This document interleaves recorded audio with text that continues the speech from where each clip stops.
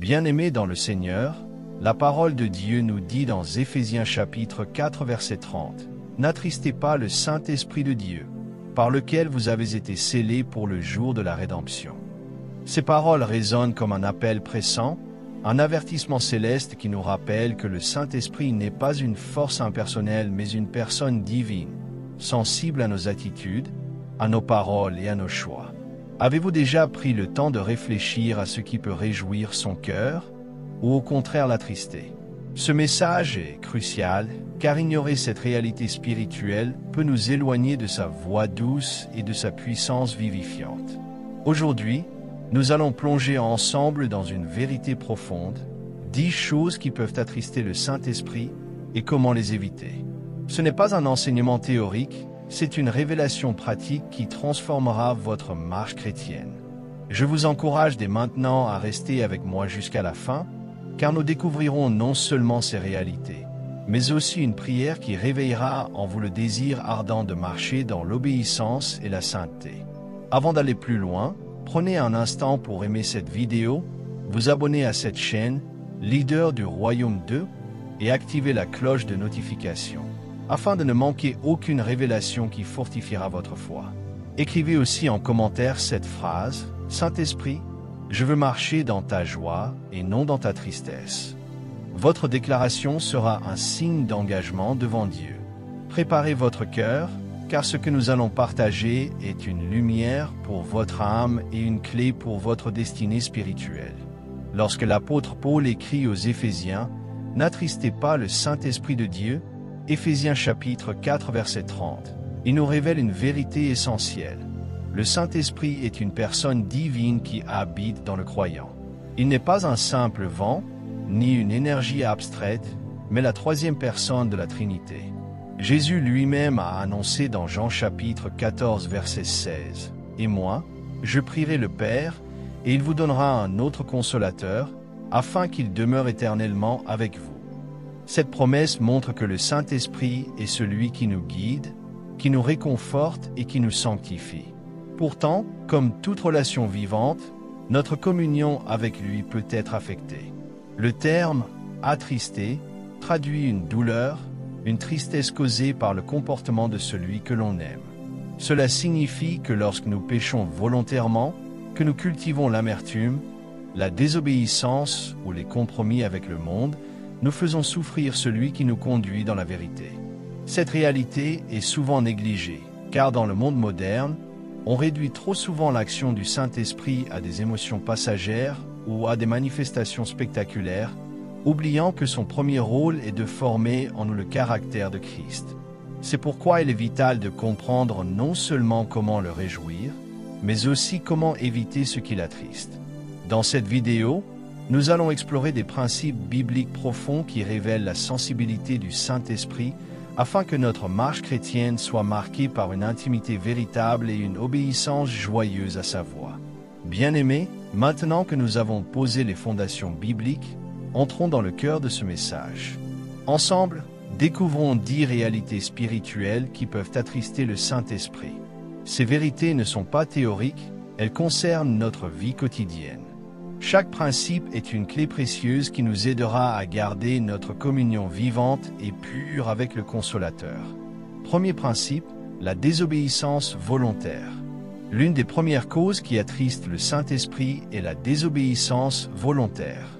Jésus a dit dans Jean chapitre 14 verset 23, « Si quelqu'un m'aime, il gardera ma parole, et mon Père l'aimera.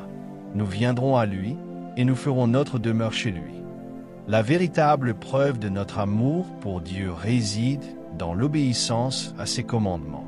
Pourtant, il arrive que des croyants, tout en connaissant la volonté de Dieu, choisissent délibérément de marcher dans le sens inverse. Cette rébellion consciente, cette résistance volontaire, blesse le cœur du Saint-Esprit, car elle ferme la porte à son action transformatrice. Il est important de comprendre que la désobéissance n'est pas seulement un refus direct, mais aussi une négligence subtile. Parfois, Dieu nous parle dans la prière, par sa parole, ou à travers un frère ou une sœur, mais nous remettons à plus tard ou nous ignorons volontairement cette voie. Le retard dans l'obéissance est déjà une forme de Désobéissance. Le Saint-Esprit, qui est envoyé pour nous conduire dans toute la vérité, est attristé lorsque nous résistons, car chaque désobéissance retarde l'accomplissement de notre destinée et crée une brèche spirituelle. Prenons l'exemple du roi Saül. Dans 1 Samuel chapitre 15, Dieu lui avait ordonné d'exterminer totalement les Amalécites. Mais Saül choisit de garder ce qui lui paraissait bon et d'épargner le roi Agag. Cette désobéissance déguisée en sagesse humaine a conduit au rejet de Saül par Dieu. Le prophète Samuel lui dit au verset 22, « L'Éternel trouve-t-il du plaisir dans les holocaustes et les sacrifices comme dans l'obéissance à la voix de l'Éternel?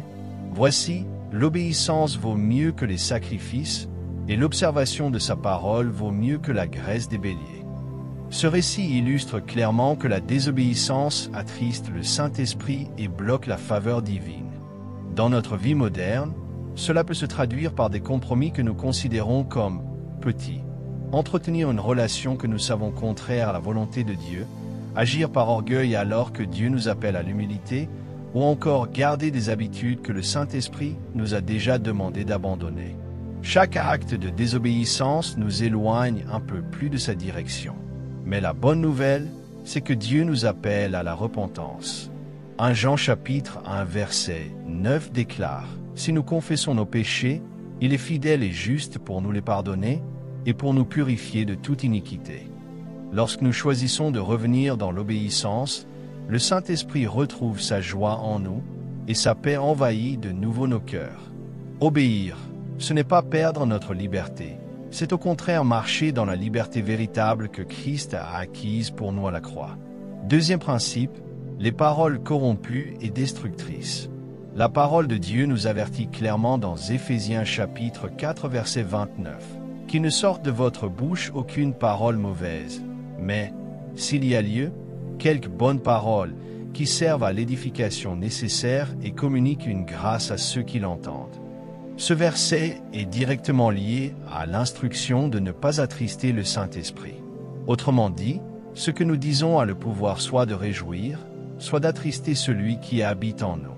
Le Saint-Esprit est l'esprit de vérité et de grâce. Chaque fois que nous prononçons des paroles de critique, de médisance, de mensonge ou de haine, nous nous opposons à sa nature. Ce n'est pas seulement une question de vocabulaire grossier, mais de l'esprit qui anime nos paroles. Jésus lui-même a dit dans Matthieu chapitre 12 verset 34, « Car c'est de l'abondance du cœur que la bouche parle. » Ainsi, nos paroles révèlent l'état de notre cœur, et un cœur rempli d'amertume, de colère ou de jalousie produit forcément des paroles qui attristent le Saint-Esprit. Prenons un exemple biblique. Dans le désert, les Israélites murmuraient sans cesse contre Moïse et contre Dieu. Le livre des Nombres chapitre 14 verset 2 rapporte « Tous les enfants d'Israël murmurèrent contre Moïse et Aaron, et toute l'assemblée leur dit « Que ne sommes-nous morts dans le pays d'Égypte, ou que ne sommes-nous morts dans ce désert ?» Ces paroles de révolte et d'ingratitude ont provoqué la colère de Dieu et ont retardé leur entrée dans la terre promise. De la même manière, nos paroles peuvent soit ouvrir des portes de bénédiction, soit créer des murs qui nous éloignent de l'action du Saint-Esprit. Dans notre vie quotidienne, combien de fois laissons-nous échapper des paroles qui brisent, qui rabaissent, qui condamnent au lieu de relever? Parfois, une seule parole mal placée peut décourager un frère ou une sœur dans la foi, ou même éloigner une âme de Christ. Le Saint-Esprit, qui est celui qui console et qui bâtit, est profondément attristé quand nous devenons des instruments de destruction au lieu d'être des instruments d'édification. Pour éviter cela, nous devons apprendre à soumettre notre langue au Saint-Esprit. Jacques chapitre 3 verset 8 déclare « Mais la langue, aucun homme ne peut la dompter. C'est un mal qu'on ne peut réprimer, elle est pleine d'un venin mortel. » Cela signifie que seul l'Esprit de Dieu peut transformer nos paroles. Lorsque nous l'invitons chaque jour à purifier nos cœurs, il transforme nos bouches en source de bénédiction. Alors, nos paroles deviennent comme du miel pour les âmes fatiguées, et elles communiquent la grâce de Dieu à ceux qui les entendent. Ainsi, bien-aimés, demandons constamment au Seigneur de mettre une garde devant nos lèvres, comme le dit le psalmiste dans Psaume 140 et 1 verset 3. « Éternel, mets une garde à ma bouche, veille sur la porte de mes lèvres. Lorsque nous parlons selon l'Esprit, nos paroles honorent Christ et réjouissent le Consolateur qui habite en nous. Troisième principe, l'amertume et le manque de pardon. Parmi les choses qui attristent le Saint-Esprit, l'amertume tient une place particulière. Dans Éphésiens chapitre 4 verset 31, juste après avoir averti de ne pas attrister l'Esprit, l'apôtre Paul dit que toute amertume, toute animosité, toute colère, toute clameur, toute calomnie et toute espèce de méchanceté disparaissent du milieu de vous. Ce lien n'est pas anodin. Paul nous montre que l'amertume est une racine spirituelle qui ferme la porte à l'action du Saint-Esprit. Le Saint-Esprit est l'esprit d'amour, de paix et de réconciliation. Quand un croyant garde dans son cœur de la rancune contre son frère, il va à l'encontre de la nature même de Dieu. Jésus a enseigné avec force dans Matthieu chapitre 6 versets 14 à 15. « Si vous pardonnez aux hommes leurs offenses, votre Père céleste vous pardonnera aussi. Mais si vous ne pardonnez pas aux hommes, votre Père ne vous pardonnera pas non plus vos offenses. » Refuser de pardonner, c'est en réalité refuser de vivre sous la grâce que nous-mêmes recevons chaque jour. L'amertume est insidieuse. Elle commence souvent par une blessure ou une déception, puis elle s'installe en silence. Mais au fil du temps, elle empoisonne non seulement celui qui la porte, mais aussi tout son entourage.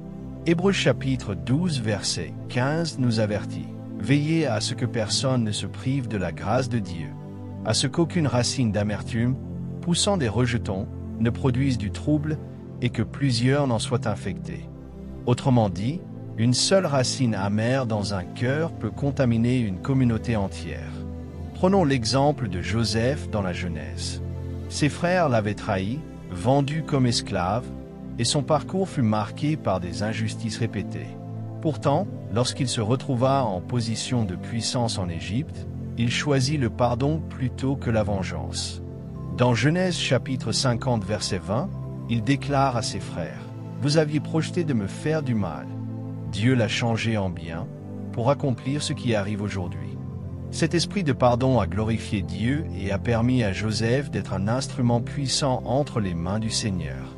À l'inverse, l'amertume peut éteindre la joie de l'esprit, assombrir nos prières et fermer nos oreilles à la voix divine. C'est pourquoi il est vital de relâcher chaque offense au pied de la croix. Pardonner n'est pas dire que l'offense n'était pas grave, mais c'est choisir de ne pas laisser cette offense gouverner notre cœur. En libérant les autres, nous nous libérons nous-mêmes et nous permettons au Saint-Esprit de restaurer sa paix en nous. Ainsi, bien-aimés, pour ne pas attrister le Consolateur, marchons dans le pardon et rejetons toute racine d'amertume. Car là où règne le pardon, l'Esprit de Dieu demeure avec puissance et joie. Quatrième principe, la négligence de la prière et de l'intimité avec Dieu. Le Saint-Esprit est attristé lorsque nous négligeons volontairement notre communion avec lui. Jésus a dit dans Luc chapitre 18 verset 1, Jésus leur adressa une parabole pour montrer qu'il faut toujours prier et ne point se relâcher. La prière n'est pas une option pour le croyant, mais une respiration spirituelle. Lorsque nous choisissons de ne pas prier, de ne pas rechercher la face de Dieu, nous étouffons en quelque sorte la voix du Saint-Esprit qui désire nous conduire. Il ne s'agit pas seulement de négliger des temps formels de prière, mais aussi d'éteindre ce dialogue constant que le Saint-Esprit cherche à entretenir avec nous. Paul nous exhorte dans 1 Thessaloniciens chapitre 5 versets 16 à 19. « Soyez toujours joyeux, priez sans cesse, rendez grâce en toutes choses, car c'est à votre égard la volonté de Dieu en Jésus-Christ. N'éteignez pas l'esprit. » Le lien est clair. Négliger la prière, c'est éteindre l'action du Saint-Esprit. Regardons l'exemple des disciples à Gethsémane. Jésus leur avait demandé de veiller et de prier avec lui, mais ils se sont endormis à plusieurs reprises. Quand le moment de l'épreuve est arrivé, ils n'étaient pas spirituellement préparés et ils se sont dispersés. De la même manière, un croyant qui néglige la prière devient vulnérable aux tentations, aux distractions et à la peur. Cela attriste le Saint-Esprit, car son désir est de nous fortifier. Mais il ne peut agir pleinement si nous ne lui ouvrons pas la porte par la prière. La négligence de la prière est aussi une marque d'orgueil caché. Lorsqu'un croyant se dit inconsciemment « Je n'ai pas le temps de prier » ou « Je peux gérer par mes propres forces », il met de côté le Saint-Esprit et s'appuie sur sa chair. Or, Jésus lui-même, le Fils de Dieu, passait des nuits entières à prier, Luc chapitre 6 verset 12. Si lui en avait besoin, combien plus nous devons dépendre de cette communion quotidienne. Mais il y a une bonne nouvelle. Chaque fois que nous revenons à la prière avec un cœur sincère, le Saint-Esprit nous accueille avec joie. Comme le père du fils prodigue qui court à la rencontre de son enfant, l'Esprit nous relève, nous restaure et nous enseigne à nouveau à marcher dans l'intimité divine.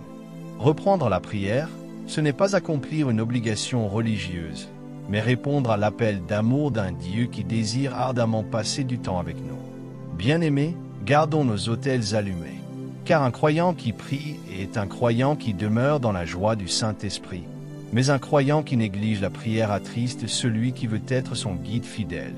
Cinquième principe, les divisions et le manque d'unité entre frères. Le Saint-Esprit est profondément attristé lorsque les enfants de Dieu permettent aux querelles, aux rivalités et aux divisions d'envahir l'Église.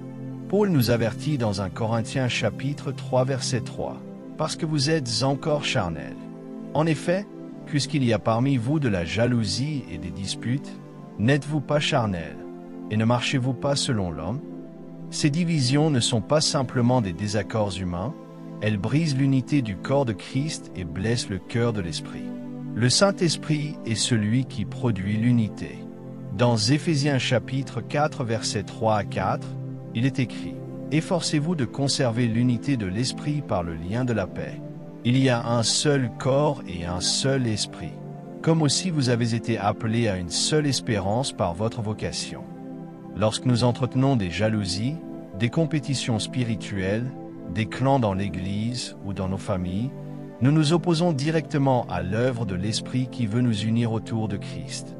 Un exemple marquant se trouve dans l'histoire de l'Église primitive.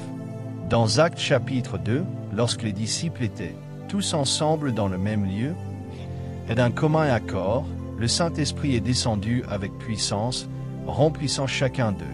L'unité a ouvert les cieux et a libéré une onction de feu qui a bouleversé le monde. Mais lorsque plus tard, dans certaines églises, les disputes et les rivalités sont apparues, Paul a dû constamment les rappeler à l'ordre. Les divisions, qu'elles soient liées à l'orgueil, à l'ethnie, au statut social ou à la jalousie, attristent l'esprit et limitent son action. Dans notre vie quotidienne, cela peut se manifester de manière subtile. Refuser de pardonner à un frère dans l'Église, critiquer constamment les dirigeants spirituels, nourrir la compétition dans le ministère au lieu de coopérer. Ce sont des attitudes qui ferment la porte au Saint-Esprit. Jésus lui-même a dit dans Matthieu chapitre 12 verset 25, « Tout royaume divisé contre lui-même est dévasté, et toute ville ou maison divisée contre elle-même ne peut subsister. » L'Esprit est attristé parce qu'il sait que ces divisions ouvrent une brèche à l'ennemi. À l'inverse, lorsque nous choisissons d'aimer, de collaborer et de rechercher la paix, le Saint-Esprit agit avec puissance. Psaume 133 verset 1 déclare « Voici, oh, qu'il est agréable, qu'il est doux pour des frères de demeurer ensemble. » Et au verset 3, il ajoute « C'est là que l'Éternel envoie la bénédiction, la vie pour l'éternité. » L'unité attire la bénédiction et réjouit le cœur de l'Esprit. Bien-aimés, que chacun de nous prenne la décision de briser les murs et de construire des ponts. Là où l'unité est préservée, le Saint-Esprit se plaît à demeurer et sa gloire se manifeste sans mesure. Commente en disant « Seigneur, aide-moi à toujours rechercher l'unité dans ton esprit. » Sixième principe, les compromis avec le péché et l'impureté. Le Saint-Esprit est profondément attristé lorsque nous tolérons dans nos vies des compromis avec le péché. Paul dit clairement dans 1 Corinthiens chapitre 6 verset 19, « Ne savez-vous pas que votre corps est le temple du Saint-Esprit qui est en vous, que vous avez reçu de Dieu, et que vous ne vous appartenez point à vous-même. » Cette déclaration nous rappelle que le Saint-Esprit habite dans notre être tout entier, et que chaque choix que nous faisons a une répercussion sur sa présence. Le compromis peut sembler petit à nos yeux, une habitude cachée que nous refusons d'abandonner, une pratique que nous justifions en disant « ce n'est pas si grave », ou encore des relations qui nous entraînent dans l'impureté. Pourtant, la Bible est claire. Un peu de levain fait lever toute la pâte. Galates chapitre 5 verset 9. Ce qui semble insignifiant à première vue finit par souiller et attrister l'esprit qui désire nous sanctifier. Prenons l'exemple de Samson. Consacré à Dieu dès sa naissance, il avait reçu une force surnaturelle comme signe de l'Esprit de Dieu sur lui. Mais au fil de sa vie, il multiplia les compromis, surtout dans ses relations avec des femmes étrangères qui ne partageaient pas sa foi. Son cœur divisé et ses concessions répétées l'ont conduit à perdre sa force et à devenir prisonnier. Juge chapitre 16, verset 20 dit une phrase terrible. Il ne savait pas que l'Éternel s'était retiré de lui. Voilà ce que produisent les compromis persistants. Ils attristent le Saint-Esprit au point de nous faire perdre la sensibilité à sa présence. Aujourd'hui encore, beaucoup de croyants se retrouvent dans ce piège. Ils veulent marcher avec Dieu tout en gardant un pied dans le monde, pensant qu'ils peuvent concilier la lumière et les ténèbres. Mais 2 Corinthiens chapitre 6 verset 14 nous avertit. Quel rapport y a-t-il entre la justice et l'iniquité? Ou qu'y a-t-il de commun entre la lumière et les ténèbres? Le Saint-Esprit ne peut pas se réjouir dans une vie où le péché est toléré volontairement. Cependant, l'espérance demeure. La puissance du sang de Jésus est capable de purifier et de restaurer. 1 Jean chapitre 1 verset 7 déclare « Le sang de Jésus son Fils nous purifie de tout péché ».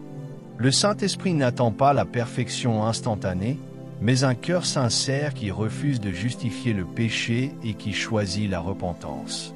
Lorsque nous confessons nos manquements et rejetons nos compromis, il restaure sa joie et ravive sa flamme en nous. Bien-aimés, refusons les compromis. Choisissons de marcher dans la pureté et dans la vérité. Car là où règne la sainteté, le Saint-Esprit demeure avec puissance et sa présence devient une source de paix et de victoire. 7e principe, résister à la voix du Saint-Esprit. L'une des manières les plus douloureuses d'attrister le Saint-Esprit est de résister à sa voix lorsqu'il nous parle. Dans Actes chapitre 7 verset 51, Étienne s'adresse au peuple en disant « Homme au cou raide, incirconcis de cœur et d'oreille, vous vous opposez toujours au Saint-Esprit, vous êtes comme vos pères. » Résister à l'Esprit n'est pas seulement un refus explicite, c'est ignorer ou étouffer cette douce voix intérieure qui nous avertit, nous reprend ou nous conduit dans la vérité. Le Saint-Esprit parle de plusieurs manières, par la lecture de la Bible, par la prédication, par des songes, par une conviction intérieure ou encore à travers les conseils d'un frère ou d'une sœur dans la foi. Mais lorsque nous choisissons de fermer nos oreilles spirituelles, nous attristons celui qui désire nous sauver de pièges invisibles. Comme le dit Hébreux chapitre 3 verset 15, « Aujourd'hui, si vous entendez sa voix, n'endurcissez pas vos cœurs. » Chaque résistance répétée endurcit le cœur et réduit notre sensibilité à l'esprit. Un exemple frappant est celui du roi Pharaon face à Moïse. Malgré les signes, les prodiges et les avertissements de Dieu, il a constamment endurci son cœur. Ce refus d'écouter a provoqué des jugements terribles et la destruction de son armée dans la mer Rouge. De la même manière, lorsqu'un croyant refuse d'écouter la voix du Saint-Esprit, il s'expose à des conséquences douloureuses car il rejette l'avertissement divin destiné à le protéger. Résister à l'Esprit peut prendre plusieurs formes: refuser de pardonner alors qu'il nous pousse à le faire, hésiter à témoigner quand il nous inspire de parler, négliger d'abandonner un péché alors qu'il nous convainc avec insistance. Chaque fois que nous repoussons son appel, nous attristons son cœur et nous nous privons de sa direction précieuse. Cependant, il est possible de retrouver cette sensibilité. Dieu promet dans Ézéchiel chapitre 36 verset 26, « Je vous donnerai un cœur nouveau, et je mettrai en vous un esprit nouveau. J'ôterai de votre corps le cœur de pierre, et je vous donnerai un cœur de chair. » Le Saint-Esprit se réjouit lorsqu'un croyant dit « Seigneur, je veux entendre et obéir. » C'est une prière simple, mais puissante, qui ouvre la voie à une restauration profonde. Bien-aimés, n'endurcissons pas nos cœurs. Soyons attentifs à la voix du Saint-Esprit, car chaque instruction qu'il nous donne est une expression de son amour et une protection pour notre destinée. Là où il y a l'écoute et l'obéissance, il y a aussi la joie et la paix de l'esprit. Bien-aimés, après avoir médité sur ces principes qui nous aident à ne pas attrister le Saint-Esprit, allons plus loin et plongeons dans des vérités plus profondes, souvent cachées dans les Écritures. Ces révélations ne sont pas seulement des avertissements, elles dévoilent aussi la richesse de notre relation avec l'Esprit de Dieu et les bénédictions qui en découlent. Première vérité cachée, le Saint-Esprit est sensible à nos pensées secrètes. Beaucoup de croyants pensent que seules leurs actions visibles attristent le Saint-Esprit. Mais la Bible révèle que même nos pensées intérieures peuvent l'attrister. Dans Psaume 139, verset 2, David déclare « Tu sais quand je m'assieds et quand je me lève, tu pénètres de loin ma pensée. » Le Saint-Esprit, qui sonde les cœurs et les reins, connaît chaque intention, chaque pensée cachée, chaque méditation de notre esprit. Il n'est pas seulement témoin de ce que nous faisons, mais aussi de ce que nous pensons. C'est pourquoi Paul exhorte dans Philippiens chapitre 4 verset 8. « Au reste, frères, que tout ce qui est vrai, tout ce qui est honorable, tout ce qui est juste, tout ce qui est pur, tout ce qui est aimable, tout ce qui mérite l'approbation. S'il y a quelque vertu et quelque louange, que cela occupe vos pensées. » Nos pensées ne sont pas neutres. Elles peuvent soit réjouir l'esprit, soit l'attrister.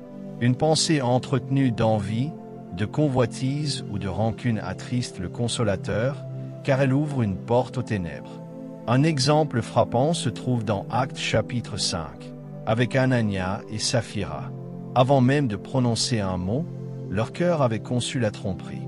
Pierre, rempli du Saint-Esprit, leur dit « Anania, pourquoi Satan a-t-il rempli ton cœur, au point que tu mentes au Saint-Esprit » Verset 3. Leur péché avait commencé dans leurs pensées, et cela a conduit à un jugement sévère. Le Saint-Esprit avait été attristé bien avant l'action, car l'intention mauvaise s'était installée dans leur esprit. Aujourd'hui encore, l'Esprit observe nos méditations intérieures. Ce que nous tolérons dans nos pensées façonne notre caractère et nos actions. Si nous entretenons des pensées de doute, de peur ou de critique, nous attristons celui qui cherche à nous remplir de foi, de paix et d'amour.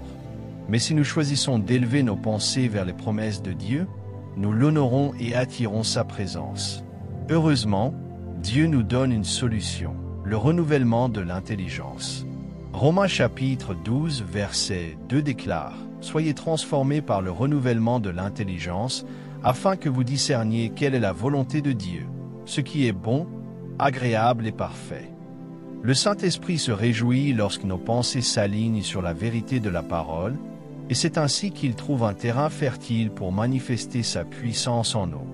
Deuxième vérité cachée, le Saint-Esprit peut être attristé par notre ingratitude. Une vérité souvent négligée est que l'ingratitude attriste profondément le Saint-Esprit.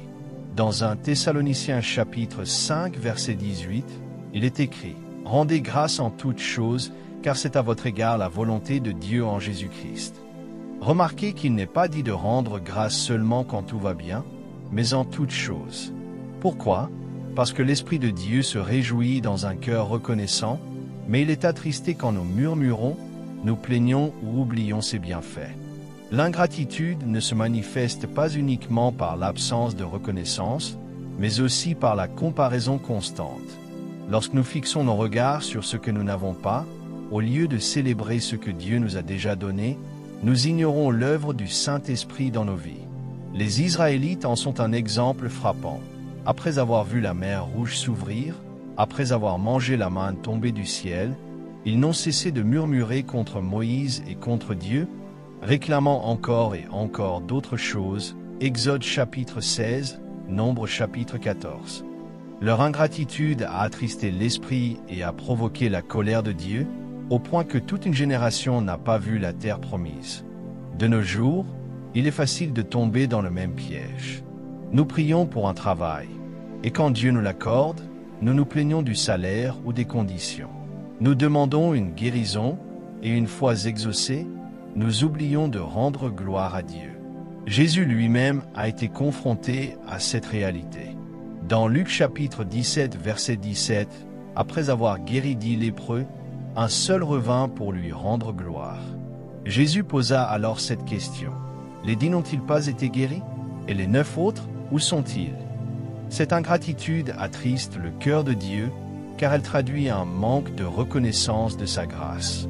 Le Saint-Esprit agit puissamment dans un cœur reconnaissant.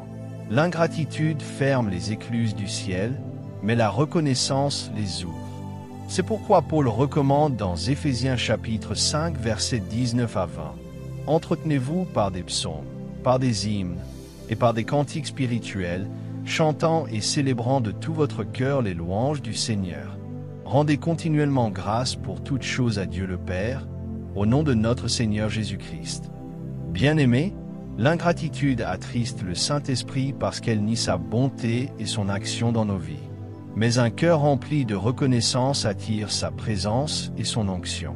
Chaque merci, chaque louange, chaque prière de gratitude réjouit l'Esprit et ouvre la voie à des bénédictions encore plus grandes. Troisième vérité cachée, le Saint-Esprit est attristé lorsque nous éteignons ses inspirations. Paul avertit dans 1 Thessaloniciens chapitre 5 verset 19 « N'éteignez pas l'Esprit ». Cette exhortation montre que le Saint-Esprit peut être réduit au silence, non pas parce qu'il perd sa puissance, mais parce que nous refusons de coopérer avec lui. Chaque fois que l'Esprit nous inspire une action, une parole, une prière ou un témoignage, et que nous choisissons volontairement de l'ignorer, nous l'attristons. Le Saint-Esprit est celui qui souffle la vie de Dieu en nous, mais il respecte toujours notre libre arbitre. Parfois, il met dans notre cœur de prier pour une personne en particulier, de partager une parole biblique, de semer une offrande, ou même d'éviter une situation dangereuse. Lorsque nous faisons taire cette inspiration intérieure par peur, par paresse ou par incrédulité, nous attristons celui qui cherche à nous guider. Un exemple frappant est celui de Jonas. Dieu lui avait clairement donné une mission, aller prêcher à Ninive. Mais Jonas choisit de fuir dans la direction opposée. En résistant à l'inspiration divine, il a non seulement attristé l'Esprit, mais il s'est aussi exposé à une tempête qui mit en danger sa vie et celle des marins avec lui. Pourtant, lorsque Jonas finit par obéir, l'Esprit agit puissamment et une ville entière fut sauvée. Ce récit illustre combien l'obéissance aux inspirations de l'Esprit est vitale. Dans notre vie quotidienne, cela peut être aussi simple qu'un sentiment intérieur de prier immédiatement pour quelqu'un, de demander pardon, de témoigner à un collègue ou d'encourager un frère découragé. Mais trop souvent, nous repoussons ces élans spirituels en disant « je le ferai plus tard » ou peut-être que ce n'est pas Dieu qui me parle. Chaque report et chaque doute persiste finissent par refroidir notre sensibilité et attrister le Saint-Esprit. Éteindre l'Esprit, c'est aussi refuser son feu dans nos cultes et dans notre vie personnelle. Trop de croyants remplacent la puissance de l'Esprit par des traditions mortes, des rituels sans vie ou une religiosité extérieure. Le Saint-Esprit se retire de ces atmosphères où il n'est pas accueilli, car il ne force jamais sa présence. Cependant, la bonne nouvelle est que ce feu peut être rallumé. Paul rappelle à Timothée dans 2 Timothée chapitre 1 verset 6 « Je t'exhorte à ranimer la flamme du don de Dieu que tu as reçu par l'imposition de mes mains. » Le Saint-Esprit se réjouit lorsque nous embrassons ses inspirations avec foi et que nous choisissons d'agir immédiatement selon sa voie. Bien-aimés, n'éteignons pas l'Esprit par la peur ou la paresse. Laissons-le agir librement en nous. Car chaque fois que nous suivons ses inspirations, nous devenons des instruments de sa gloire et nous réjouissons son cœur. Quatrième vérité cachée, le Saint-Esprit est attristé lorsque nous négligeons sa sainteté. Une vérité trop souvent oubliée est que le Saint-Esprit est avant tout saint. Sa nature est la pureté absolue, la séparation d'avec le mal, la lumière parfaite. Lorsque les croyants prennent à la légère la sanctification et vivent dans un mélange entre la sainteté et le monde, ils attristent profondément le Consolateur. Paul rappelle dans 1 Thessaloniciens chapitre 4 versets 7 à 8, « Car Dieu ne nous a pas appelés à l'impureté, mais à la sanctification. Celui Donc qui rejette ses instructions ne rejette pas un homme, mais Dieu, qui vous a aussi donné son Saint-Esprit. Négliger la sainteté ne signifie pas seulement commettre des péchés visibles. C'est aussi se compromettre dans les valeurs, les divertissements, les habitudes et les alliances qui souillent peu à peu notre cœur. Aujourd'hui, beaucoup de croyants vivent dans une zone grise, pensant qu'ils peuvent suivre Christ tout en gardant des pratiques mondaines. Mais Jacques chapitre 4 verset 4 avertit, « Adultères que vous êtes, ne savez-vous pas que l'amour du monde est inimitié contre Dieu? L'Esprit est attristé parce qu'il est jaloux de notre cœur et qu'il désire que nous soyons mis à part pour Dieu. » Un exemple frappant se trouve dans l'histoire d'Israël. Après avoir été délivré d'Égypte, le peuple s'est rapidement tourné vers le veau d'or, mélangeant le culte du vrai Dieu avec l'idolâtrie. Cette offense a provoqué une grande colère et a attristé la présence divine au milieu d'eux, Exode chapitre 32. De la même manière, quand nous tolérons des idoles modernes, qu'il s'agisse de l'argent, de la célébrité, de l'orgueil ou de l'impureté, nous attristons l'Esprit qui veut régner seul sur le trône de notre cœur. La sainteté n'est pas une option réservée aux pasteurs ou aux prophètes, c'est un appel universel. Hébreux chapitre 12 verset 14 déclare « Recherchez la paix avec tous et la sanctification, sans laquelle personne ne verra le Seigneur. » Lorsque nous choisissons la pureté, l'Esprit se réjouit, car il trouve un vase honorable dans lequel il peut déverser sa gloire. Mais lorsque nous négligeons la sainteté, nous fermons la porte à son action. Pourtant, l'espérance demeure. Le Saint-Esprit lui-même nous aide à marcher dans la sanctification. Romains chapitre 8 verset 13 dit « Si par l'Esprit vous faites mourir les actions du corps, vous vivrez. » Cela signifie que nous ne sommes pas seuls dans cette quête.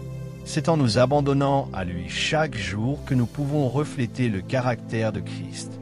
Bien-aimés, ne négligeons pas la sainteté, car plus nous embrassons une vie pure, plus nous réjouissons le Saint-Esprit, et plus sa présence se manifeste puissamment dans notre marche. Cinquième vérité cachée, le Saint-Esprit est attristé lorsque nous méprisons ses dons. Une vérité profonde que beaucoup de croyants négligent et que le Saint-Esprit distribue à chacun des dons pour l'édification du corps de Christ. Paul écrit dans 1 Corinthiens chapitre 12 verset 7 « Or, à chacun la manifestation de l'Esprit est donnée pour l'utilité commune. » Cela signifie que chaque don, qu'il s'agisse de prophétie, de sagesse, de guérison, de discernement ou de langue, est un trésor confié par le Saint-Esprit pour bénir l'Église et manifester la gloire de Dieu. Quand nous négligeons, méprisons ou enterrons ces dons, nous attristons celui qui nous les a confiés. L'exemple de la parabole des talents dans Matthieu chapitre 25 est révélateur. Le serviteur qui avait reçu un talent a choisi de l'enterrer au lieu de le faire fructifier. Son maître lui dit au verset 26, « Serviteur méchant et paresseux. » Cette parabole illustre une vérité spirituelle. Dieu attend que nous mettions en pratique ce qu'il nous confie. De la même manière, le Saint-Esprit se réjouit lorsque nous exerçons nos dons, mais il est attristé lorsque nous les laissons dormir, par peur du jugement, par paresse ou par comparaison avec les autres. Mépriser les dons, c'est aussi critiquer ou minimiser l'action de l'Esprit dans la vie des autres. Dans 1 Thessaloniciens chapitre 5 versets 20 à 21, Paul exhorte « Ne méprisez pas les prophéties, mais examinez toutes choses, retenez ce qui est bon. » Trop souvent, certains rejettent par incrédulité ou scepticisme ce que le Saint-Esprit fait à travers d'autres croyants. Ce mépris attriste l'Esprit, car il revient à rejeter sa main et son œuvre. Dans notre époque, beaucoup de dons sont étouffés non parce qu'ils n'existent pas, mais parce que les croyants craignent le regard des hommes. Pourtant, Paul encourage dans 2 Timothée chapitre 1 verset 6 « Je t'exhorte à ranimer la flamme du don de Dieu que tu as reçu. » Chaque don est une étincelle que l'Esprit désire enflammer pour toucher des vies et glorifier Jésus-Christ. Bien-aimés, le Saint-Esprit nous rappelle aujourd'hui « Ne méprisez pas ce que je vous ai donné. » Si vous avez un don de prière, de chant, d'enseignement, d'encouragement, exercez-le fidèlement. Chaque fois que vous utilisez vos dons pour édifier, vous réjouissez le cœur du consolateur. Mais chaque fois que vous les enterrez, vous attristez celui qui a cru en vous. Bien-aimés, si ce message vous édifie, partagez cette vidéo autour de vous afin que d'autres soient aussi fortifiés et éveillés à l'action du Saint-Esprit. Sixième vérité cachée, le Saint-Esprit est attristé lorsque nous refusons sa direction. Une vérité spirituelle trop souvent négligée est que le Saint-Esprit est non seulement notre consolateur, mais aussi notre guide. Jésus a dit dans Jean chapitre 16, verset 13, « Quand le consolateur sera venu, l'Esprit de vérité, il vous conduira dans toute la vérité. » Cela signifie que l'Esprit ne se contente pas de nous réconforter, il veut aussi nous diriger dans chaque choix de vie, grand ou petit. Mais lorsque nous persistons à suivre notre propre volonté au lieu de sa direction, nous l'attristons. Beaucoup de croyants demandent au Saint-Esprit de les bénir, mais peu acceptent de le laisser conduire. Or, sa direction ne nous mène jamais à la ruine, mais toujours dans le plan parfait de Dieu. Proverbe chapitre 3 versets 5 et 6 dit « Confie-toi en l'Éternel de tout ton cœur et ne t'appuie pas sur ta sagesse. Reconnais-le dans toutes tes voies, il aplanira tes sentiers. » Refuser la direction de l'Esprit, c'est en réalité dire à Dieu « Je sais mieux que toi ». Une telle attitude attriste profondément l'Esprit de vérité. Un exemple biblique frappant est celui du peuple d'Israël dans le désert. Dieu voulait les conduire directement en Canaan, mais leur incrédulité et leur refus d'écouter sa direction ont prolongé leur voyage de 40 ans. Dans Nombres chapitre 14 verset 22, Dieu dit « Tous ceux qui ont vu ma gloire et les prodiges que j'ai faits en Égypte et dans le désert, qui m'ont tenté déjà 10 fois et n'ont point écouté ma voix, tous ceux-là ne verront point le pays. » Leur refus d'accepter la direction divine a attristé l'Esprit et a fermé une porte de bénédiction. Aujourd'hui, refuser la direction du Saint-Esprit peut se manifester par des décisions prises uniquement selon nos émotions ou notre logique humaine, sans chercher la volonté de Dieu. Cela peut concerner des choix relationnels, professionnels, financiers ou spirituels. Chaque fois que nous avançons en ignorant sa voix, nous attristons celui qui connaît l'avenir et veut nous protéger. Cependant, la grâce demeure. Ésaïe chapitre 30 verset 21 nous donne une promesse. « Tes oreilles entendront derrière toi la voix qui dira « Voici le chemin, marchez Y ». Le Saint-Esprit se réjouit lorsque nous le consultons et que nous nous soumettons à sa direction. Il est attristé par notre entêtement, mais il est honoré par notre dépendance. Bien-aimés, choisissons de ne pas attrister l'Esprit en suivant nos propres voies. Plaçons nos projets, nos décisions et nos pas sous son autorité. Car là où nous nous laissons guider par lui, il y a sécurité, paix et victoire. Septième vérité cachée, le Saint-Esprit est attristé lorsque nous refusons de lui rendre toute la gloire. Une vérité spirituelle trop souvent ignorée est que le Saint-Esprit est profondément attristé lorsque les croyants ou les ministères détournent la gloire qui revient à Dieu pour se l'attribuer. Jésus a dit dans Jean chapitre 16 verset 14, « Il me glorifiera parce qu'il prendra de ce qui est à moi et vous l'annoncera. » La mission première du Saint-Esprit est de glorifier Christ, et lorsque nous cherchons à nous glorifier nous-mêmes, nous attristons celui qui veut que toute louange et toute reconnaissance aillent au Fils et au Père. L'orgueil spirituel est l'un des pièges les plus subtils. Il peut se cacher derrière un service fidèle, un don de l'esprit ou même des œuvres visibles. Lorsqu'un croyant commence à penser que sa réussite spirituelle vient de lui-même, il éteint l'onction et attriste l'esprit. Paul nous avertit dans 1 Corinthiens chapitre 4 verset 7. « Car qui est-ce qui te distingue? Que as-tu que tu n'aies reçu? Et si tu l'as reçu, pourquoi te glorifies-tu, comme si tu ne l'avais pas reçu? Tout ce que nous avons, y compris nos dons, nos talents et nos ministères, est une grâce confiée par Dieu. » Un exemple marquant se trouve dans le livre des Actes, avec Hérode Agrippa. Dans Actes chapitre 12 versets 21 à 23, lorsqu'il prononça un discours, la foule s'écria « Voix d'un Dieu et non d'un homme ». Au lieu de rejeter cette flatterie et de donner gloire à Dieu, Hérode accepta ses louanges. Alors, il est écrit, au même instant, un ange du Seigneur le frappa, parce qu'il n'avait pas donné gloire à Dieu. Ce récit illustre combien Dieu est jaloux de sa gloire et combien il est dangereux de détourner ce qui lui appartient. Aujourd'hui encore, beaucoup attristent le Saint-Esprit en cherchant à s'élever eux-mêmes, en plaçant leur nom, leur réputation ou leur ministère au-dessus de la gloire de Christ. Mais Jean-Baptiste avait compris une vérité essentielle lorsqu'il déclara dans Jean chapitre 3 verset 30 « Il faut qu'il croisse et que je diminue ». Voilà l'attitude qui réjouit le Saint-Esprit. Un cœur humble qui reconnaît que tout vient de Dieu et que tout doit retourner à Dieu. Bien-aimés, rappelons-nous que le Saint-Esprit ne peut pleinement agir là où la gloire n'est pas rendue au Père. Lorsque nous choisissons de nous humilier et de diriger les regards vers Jésus-Christ, le Consolateur se réjouit et déverse encore plus de sa présence. Car là où Dieu est glorifié, le ciel s'ouvre et l'Esprit agit avec puissance. Bien-aimés, après avoir reçu ces révélations puissantes, il est temps de les traduire en actions concrètes. La connaissance seule ne suffit pas, elle doit se transformer en obéissance, en habitude et en choix quotidiens qui réjouissent le Saint-Esprit. Voici maintenant des actes pratiques et spirituels qui vous permettront de marcher dans une communion plus profonde avec lui. Premier acte de transformation, choisir chaque jour l'obéissance immédiate. La première étape pratique pour ne pas attrister le Saint-Esprit est d'adopter une discipline d'obéissance immédiate. Trop souvent, les croyants repoussent à plus tard ce que Dieu leur demande aujourd'hui. Mais chaque retard ouvre une brèche à la désobéissance et refroidit notre sensibilité à sa voix.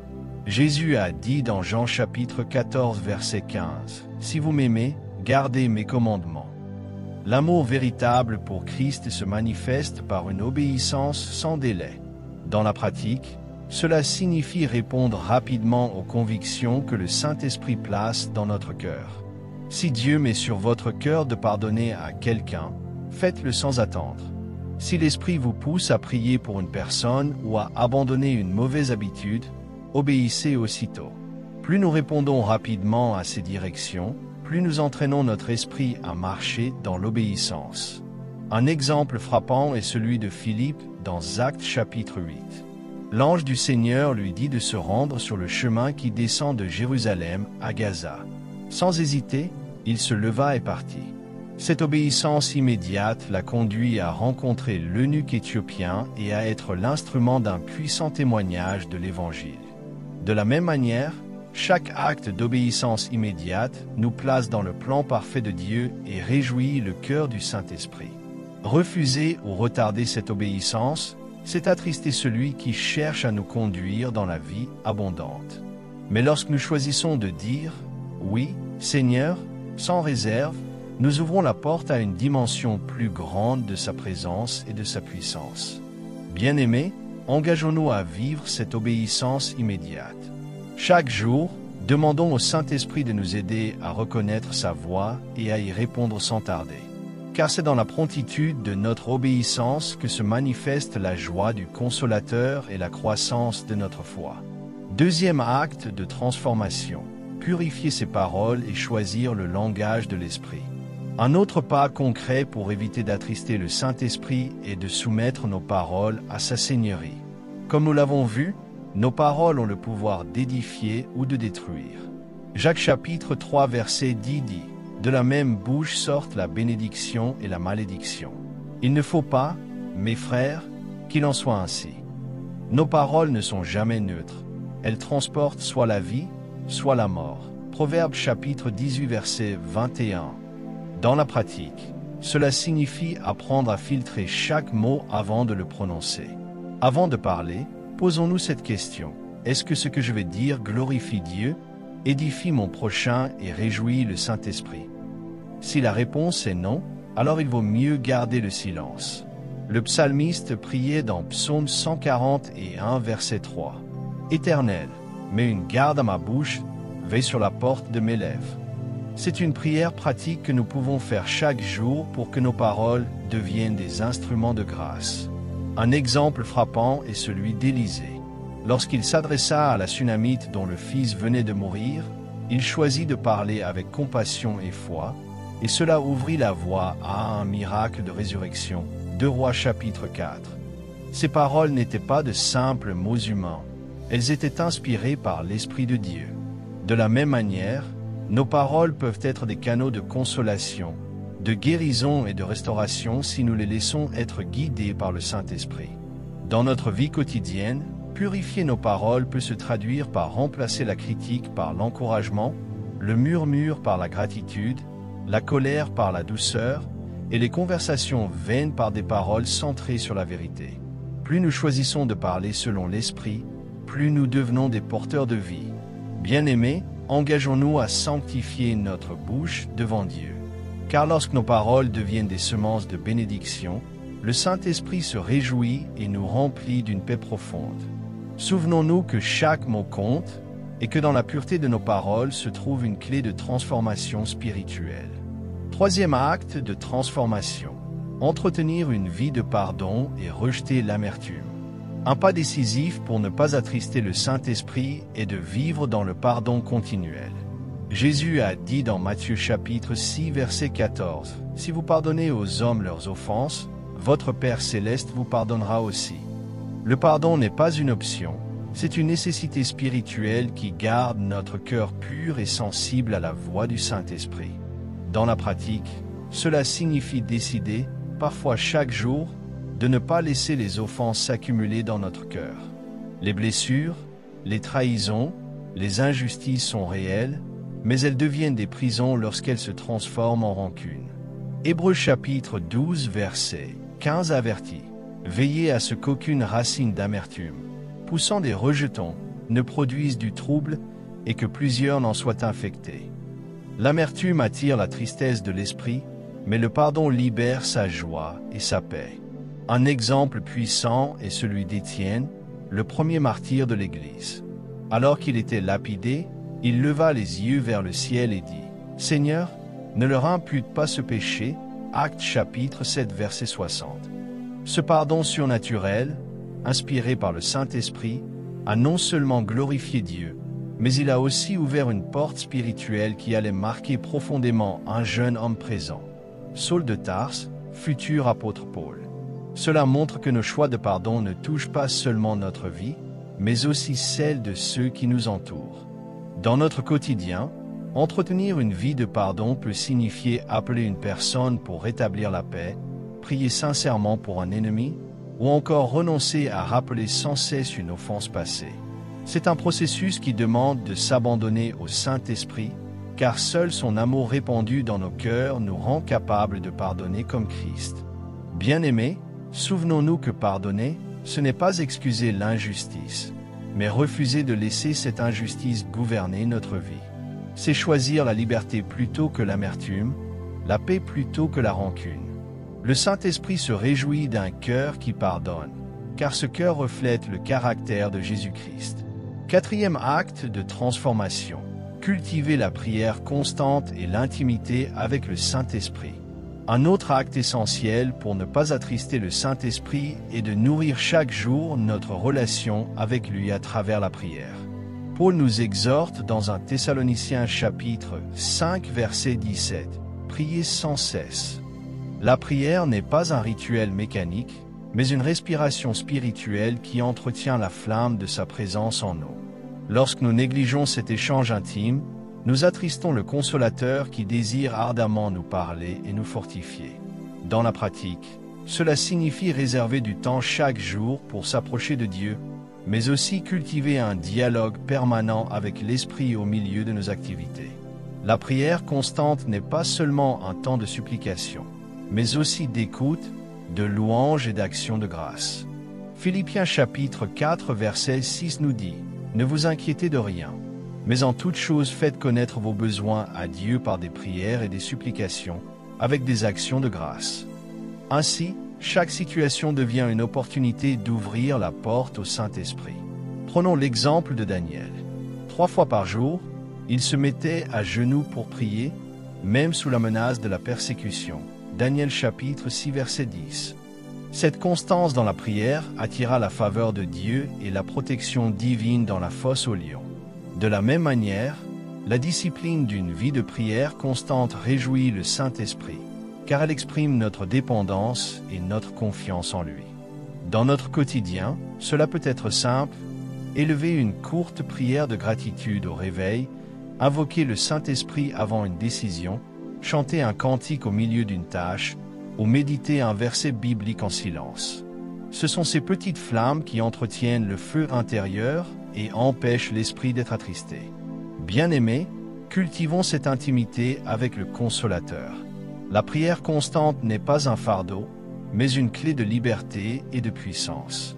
Plus nous prions, plus nos cœurs deviennent sensibles à sa voix, et plus nous marchons dans une paix profonde. Le Saint-Esprit se réjouit là où l'autel de prière reste allumé jour et nuit. 5e acte de transformation. Rechercher l'unité et la paix avec les frères. Un pas puissant pour éviter d'attrister le Saint-Esprit est de cultiver l'unité dans le corps de Christ. Paul exhorte dans Éphésiens chapitre 4 versets 3 à 4. Efforcez-vous de conserver l'unité de l'esprit par le lien de la paix. Il y a un seul corps et un seul esprit. Le Saint-Esprit se réjouit dans un climat d'amour et d'harmonie, mais il est attristé lorsque les querelles, les jalousies et les divisions prennent place. Dans la pratique, cela signifie choisir la réconciliation plutôt que la rancune, le dialogue plutôt que la médisance, l'encouragement plutôt que la critique. Trop souvent, les croyants attristent le Saint-Esprit en entretenant des conflits qui affaiblissent le témoignage de l'Évangile. Jésus lui-même a déclaré dans Matthieu chapitre 5 verset 9 « Heureux ceux qui procurent la paix, car ils seront appelés fils de Dieu. » Être artisan de paix, c'est refléter le caractère de Christ et permettre à l'Esprit de se manifester librement. Un exemple frappant est celui de l'Église primitive dans Actes chapitre 2. Ils persévéraient d'un commun accord dans la prière et la communion fraternelle, et le Saint-Esprit répandait sa puissance au milieu d'eux. Cette unité a attiré la bénédiction divine et a conduit des milliers d'âmes à Christ. À l'inverse, dans 1 Corinthiens chapitre 1 verset 11, Paul dénonce les divisions dans l'Église de Corinthe, car elles étouffaient l'action de l'Esprit. Dans notre quotidien, rechercher l'unité peut se traduire par des gestes simples: tendre la main à un frère avec qui nous étions en froid, éviter les paroles de comparaison, honorer ceux que Dieu a placés au service, ou encore prier pour ceux qui nous offensent. Chaque pas vers l'unité réjouit l'esprit et fortifie le témoignage de l'Église. Bien-aimés, le Saint-Esprit se plaît là où les frères demeurent ensemble dans l'amour. Faisons donc le choix de briser les murs de la division pour bâtir des ponts de paix. Là où l'unité règne, le ciel s'ouvre et l'Esprit agit avec gloire. Commente: Seigneur, fais de moi un artisan de paix et d'unité. 6e acte de transformation. Refuser les compromis avec le péché et choisir la sainteté.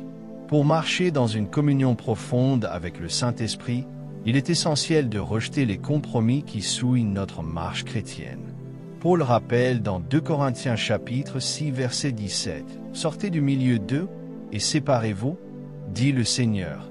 Ne touchez pas à ce qui est impur, et je vous accueillerai. » Le Saint-Esprit est attristé lorsque nous tentons de mélanger la lumière avec les ténèbres, la sainteté avec le péché.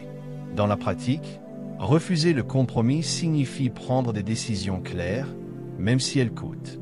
Cela peut être rompre une relation qui nous entraîne loin de Dieu, abandonner une habitude qui salit notre conscience, ou encore renoncer à une activité apparemment anodine mais qui nourrit la chair plutôt que l'esprit.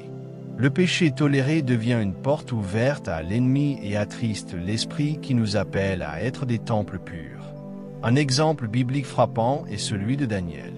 Alors qu'il vivait à Babylone, il a pris la résolution ferme de ne pas se souiller avec les mets du roi, Daniel chapitre 1 verset 8. Son choix radical de sainteté a non seulement réjoui Dieu, mais il a ouvert la porte à des révélations extraordinaires et à une élévation dans un royaume étranger. De la même manière, chaque croyant qui choisit la sainteté attire la faveur et la présence accrue du Saint-Esprit. Dans notre vie moderne, les compromis peuvent être subtils. Fermer les yeux sur l'injustice pour préserver un avantage, adopter les standards du monde pour s'intégrer, ou minimiser un péché en le qualifiant de faiblesse. Pourtant, le Saint-Esprit nous rappelle que nous sommes appelés à être sel et lumière dans ce monde, Matthieu chapitre 5 versets 13 à 14. Bien-aimés, la sainteté n'est pas une contrainte, mais une clé de liberté. Là où nous choisissons la pureté, le Saint-Esprit trouve un espace pour manifester sa gloire. Rejetons les compromis et engageons-nous à marcher dans une sanctification quotidienne. Car là où règne la sainteté, le Consolateur se réjouit et sa présence devient tangible et puissante. 7e acte de transformation. Rendre toute la gloire à Dieu dans chaque victoire. L'un des moyens les plus sûrs de réjouir le Saint-Esprit est de reconnaître que tout ce que nous avons et tout ce que nous accomplissons vient de Dieu seul. Paul rappelle dans 1 Corinthiens chapitre 10 verset 31, « Soit donc que vous mangiez, soit que vous buviez, et quoi que vous fassiez, faites tout pour la gloire de Dieu. » Lorsque nous recevons des bénédictions, des victoires, des promotions ou des succès et que nous nous en attribuons le mérite, nous attristons l'Esprit qui a orchestré ces grâces.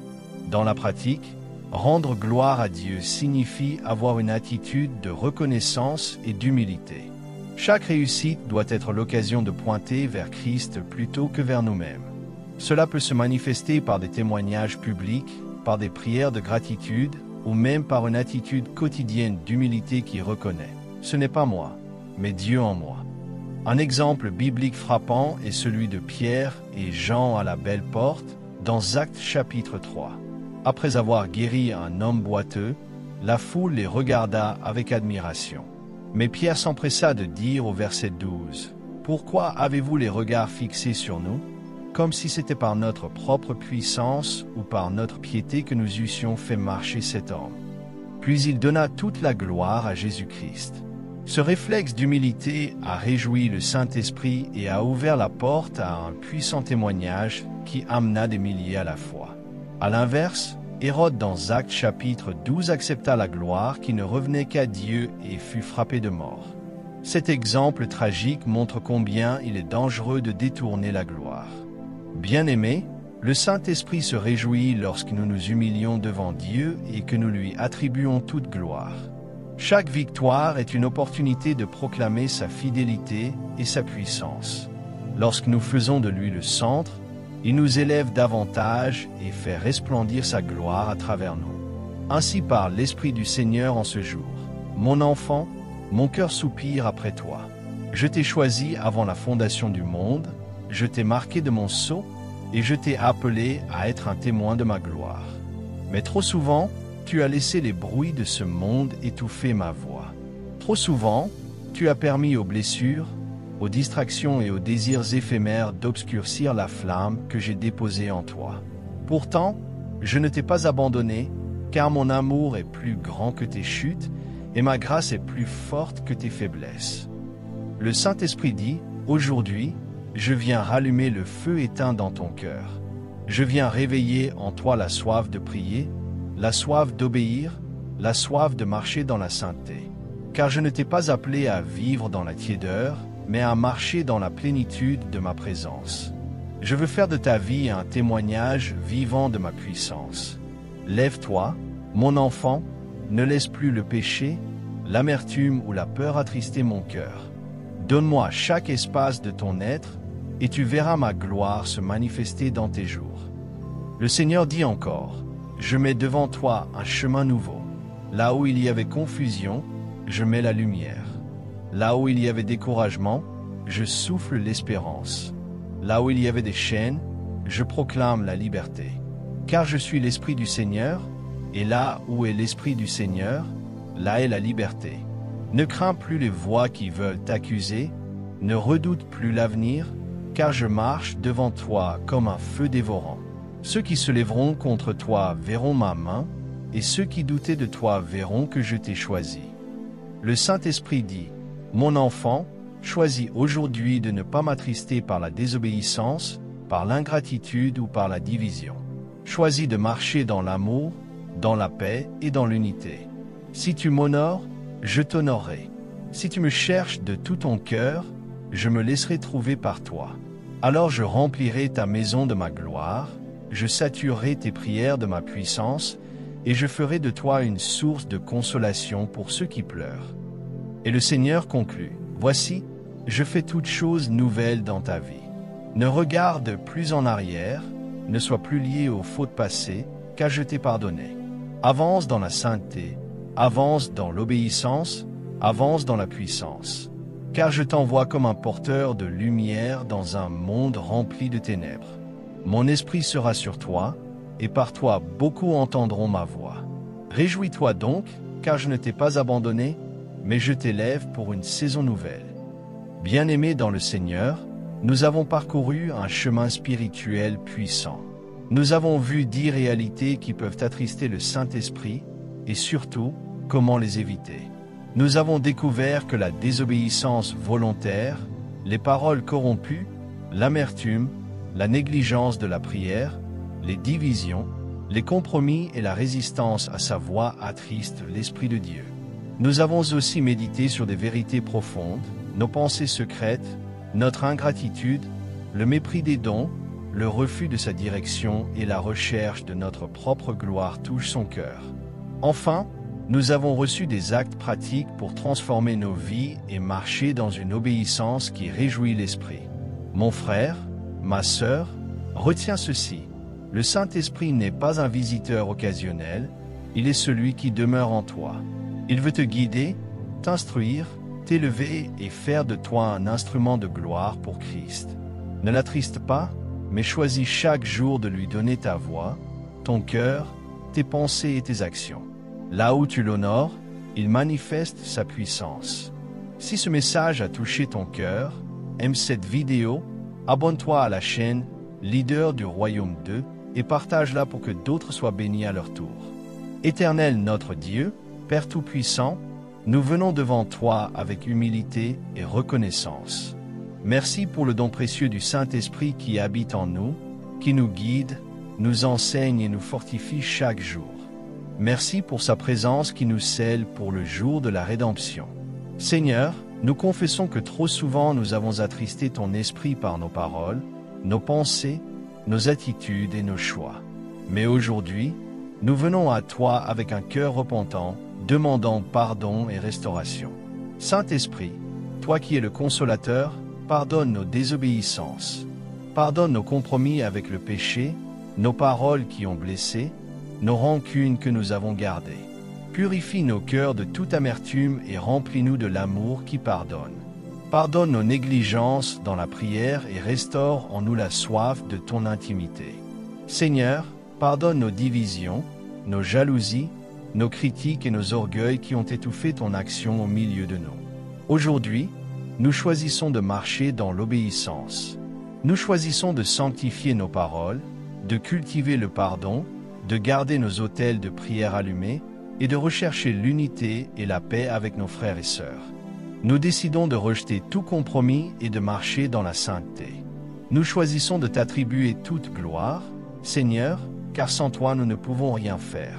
Saint-Esprit, renouvelle en nous la flamme de tes dons. Que ceux qui ont enterré leur talent les réveillent pour ton royaume. Que ceux qui ont résisté à ta voix s'ouvrent de nouveau à tes directions. Donne-nous un cœur nouveau, sensible à ton souffle, prompt à t'écouter et rapide à t'obéir. Seigneur Jésus, toi qui as promis que le Consolateur serait avec nous jusqu'à la fin, rends nos vies des temples purs où ton esprit se plaît à demeurer. Que nos pensées soient renouvelées par ta parole, que nos paroles soient des semences de vie, et que nos actions reflètent ton amour et ta sainteté. Père Céleste, je te prie pour chaque personne qui écoute ce message. Viens briser les chaînes qui attristent le Saint-Esprit dans leur vie. Libère-les de la désobéissance, des mauvaises habitudes, de l'ingratitude et de la peur. Remplis-les de ton feu et de ton onction nouvelle. Ouvre leurs oreilles spirituelles pour qu'ils entendent clairement la voix de l'Esprit. Ouvre leurs yeux pour qu'ils discernent tes voies.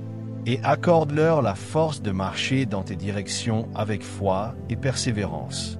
Seigneur, je prophétise sur leur vie que dès aujourd'hui, ils marcheront dans une dimension nouvelle avec ton esprit. Là où il y avait de la tristesse, il y aura désormais la joie. Là où il y avait de la confusion, il y aura désormais la clarté. Là où il y avait des luttes, il y aura désormais la victoire. Car ton esprit est l'esprit de vie, et là où est l'esprit du Seigneur, là est la liberté. Nous te rendons toute gloire, Père, Fils et Saint-Esprit. Reçois notre adoration, reçois notre soumission, et fais de nous des témoins fidèles de ton royaume. Au nom puissant de Jésus-Christ, nous avons prié. Amen.